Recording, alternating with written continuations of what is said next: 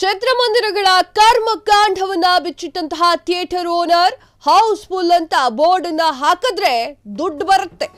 Phone ಮಾಡಿ house full board ಹಾಕಿ ಅಂತ ಹೇಳ್ತಾರೆ. ಕೆಲವೊಬ್ಬ ನಿರ್ಮಾಪಕರು ಹೀನಾಯವಾಗಿ ವರ್ತನೆಯನ್ನ ಮಾಡ್ತಾರೆ. ಅನಗತ್ಯ ಪ್ರಚಾರದ ಗೀಳಿಗೆ ಇಳಿದಿದ್ದಾರೆ ನಿರ್ಮಾಪಕರು. ಬಾಕ್ಸ್ ಆಫೀಸ್ ಕಲೆಕ್ಷನ್ ಬೇಕಂತಲೇ ಹೆಚ್ಚು ತೋರಿಸ್ತಾ ಇದ್ದಾರೆ.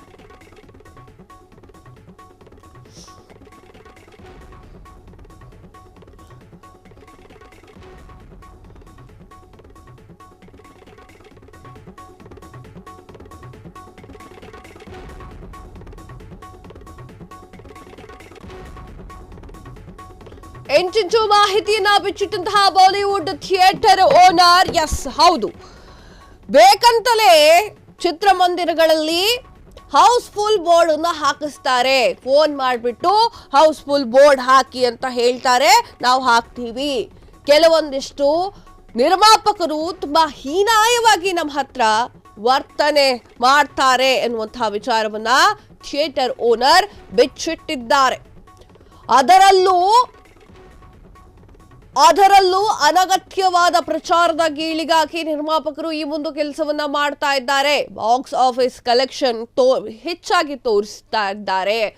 ಹೆಚ್ಚಾಗಿ ತೋರಿಸೋದ್ರಿಂದ ಅದೇನ್ ಸಿಗುತ್ತೆ ಅನ್ನೋದ್ರ ಬಗ್ಗೆ ಆ ಒಂದು ಥಿಯೇಟರ್ ಓನರ್ ಹೇಳಿದ್ದೇನು ಅನ್ನೋದ್ರ ಬಗ್ಗೆ ಕಂಪ್ಲೀಟ್ ಡೀಟೇಲ್ಸ್ ಅನ್ನ ಕೊಡ್ತೀವಿ ನೋಡಿ.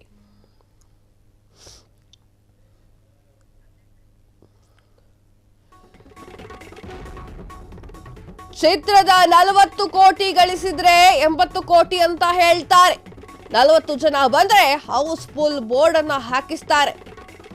ಚಿತ್ರ ತಂಡದಿಂದ ಖಾಸಗಿ ಹಣವನ್ನ ಕಳಿಸ್ತಾರೆ. ಮೊದಲು ಬಾಲಿವುಡ್, ನಂತರ ಟಾಲಿವುಡ್ ಕೇಳಿ ಬರುತ್ತಿದೆ. ಇತ್ತೀಚೆಗೆ ಕನ್ನಡದಲ್ಲೂ ಬಿಟ್ಟಿ ಪ್ರಚಾರಕ್ಕೆ ಇಳಿದಿದ್ದಾರೆ. ಚಿಂದಿ ಚಿತ್ರಾನ್ನ ಅನ್ನೋರಿಗೆ ಲಂಚ ಕೊಡ್ತಾರೆ.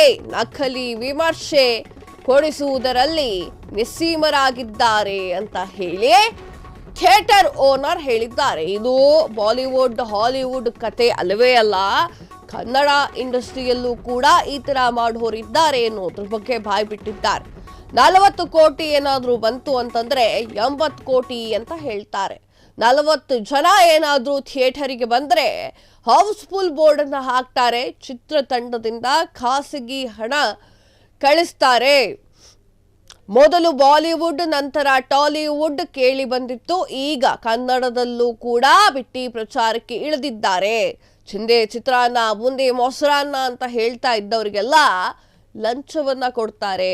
ನಕಲಿ ವಿಮರ್ಶೆ ಕೊಡಿಸೋದ್ರಲ್ಲಿ ಎಲ್ಲರೂ ಕೂಡ ನಿಸ್ಸೀಮರಾಗಿದ್ದಾರೆ.